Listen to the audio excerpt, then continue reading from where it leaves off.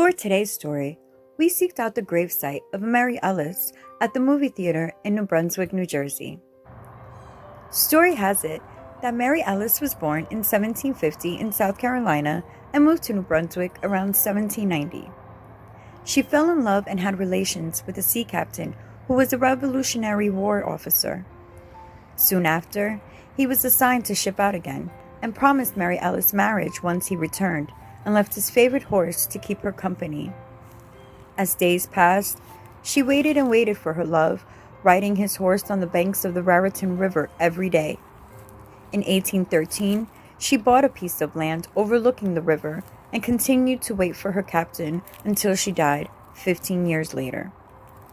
He never returned. She was buried right on her property, and her sister joined her there to rest in 1850.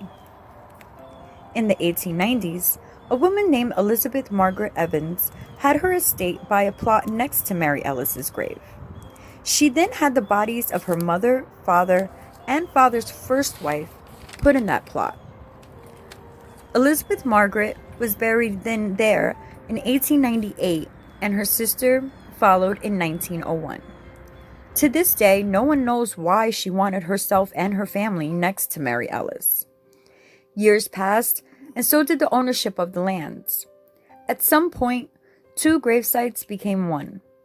No one knows what happened to the original Evans family tombstone, or if the 5 bodies were actually ever moved over to the Mary Ellis side, but their names were added to her tombstone. During the 1980s, there was a huge flea market that owned the area. Out of respect for the dead, they didn't move the bodies. They just placed a tent over it as to not be disturbed by the customers. New owners have since bought the lands. The flea market is gone, and a movie theater is in its place. And on a small hill in the back parking lot, Mary Ellis's grave still remains. A short walk away from the Raritan River, awaiting for her sea captain to return. Hope you enjoyed.